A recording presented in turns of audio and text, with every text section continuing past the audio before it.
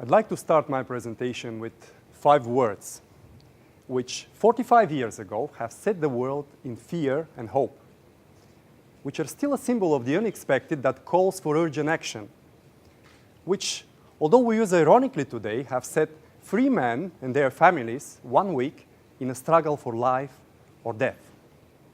These 5 words are, Houston, we have a problem. Imagine you are in the year 1970, by the way, the year when I was born. Precisely, it is 11th of April at 13:13 Houston time. Here shoots the American Space Agency NASA the spaceship Apollo 13 to the moon. The experts plan to land on the moon in 4 days. On the 3rd day, April the 13th, there is a loud crash, and the 3 astronauts see how white powder flows from the spaceship. This is their oxygen. 2 from 3 oxygen tanks have just exploded, and their entire oxygen flows into the space. The Houston Control Center is in panic. No one has ever planned with such a disaster. The families of the 3 astronauts are completely horrified. Who from you have seen the film Apollo 13? If this here is the Earth, and this is the moon, on the 3rd day they are here when the explosion happens. If they continue flying according to the plan, they have energy until here, but not enough to reach the gravity of the Earth and so to be pulled on the Earth's surface. It is clear the mission landing on the moon has failed. All already financed geological or rather lunar research have been blown away by this explosion. Now, the life of the astronauts is at stake. Now, it is a matter of life or death. In the Houston Control Center, there is one man in charge, the 37-year-old Gene Kranz. He, with his short and flat haircut, he looks you always into the eyes and acts tough but competent.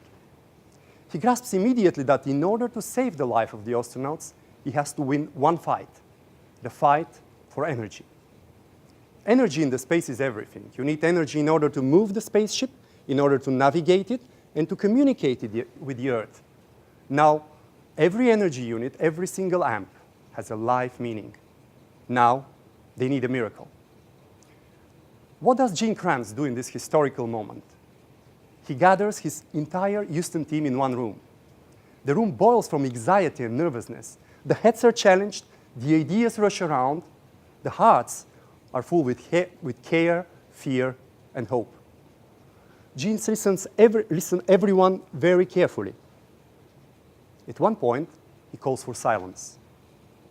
Then he pulls all the people that has to do with this space mission together. Everyone, the 3 astronauts, the Houston Control Center, scientists, engineers, hundreds of people. Gene says, we haven't lost a man in space until now, and as long as I'm responsible, no one stays there. Failure is not an option. He succeeds to pull all these people, spread around the space, with a magical gravity force in one strong virtual team. One team aligned towards one goal, to save the life of the astronauts. These are 7 days full with incredible character strength, the genius feats of engineering, and above all, an extraterrestrial triumph of leadership. On the 17th of April, the land capsule of Apollo 13 lands, or rather splashes, into the Pacific, and the 3 astronauts are rescued. This is a miracle. This is virtual power. This is a virtual power team. Why I'm telling you this story? Who from you have experienced a project which have a sudden, unexpected change? Okay. How often is the go-live date brought forward or the budget reduced and you still have to deliver but with less energy? Or how often the plan remains the same but the team members spread around the world lose motivation and that deteriorates the team performance? I personally have heard the statement, Houston, we have a problem, more than once. In my 20 years experience as a manager in global enterprises, I have led virtual teams in Europe, Asia, and Africa. Virtual teams spread across continents, different time zones, and from different cultures. A virtual team is like an atom. where you have the nucleus and various particles flying around. In a virtual team, we aim to retain the gravity despite the distance. The gravity between the individual team members, the particles, as well as to the nucleus, the team purpose and goal. Over the years, I have developed a highly effective method called the 10 big rocks. These are proven in practice success factors to retain the gravity and to unleash the team's power. I'm a father of 5 girls. No joke. 1 wife, 1 marriage, 5 girls. And the oldest one is 11, probably that big from here, and the youngest one is 3.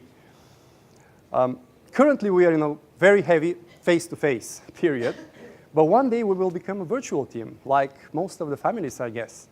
And although I'm a bit sad about not seeing my kids, I'm glad that finally I can deploy my expertise at home.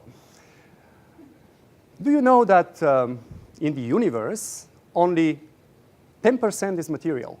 10% are planets and stars. 20% is nothing. These are black holes or phenomena that the scientists still cannot explain. And 70% is invisible energy, like, for example, the gravity that holds the universe together. I think in the virtual team it's quite similar. You have 10% are the team members in the infrastructure. 20% are undeveloped potentials.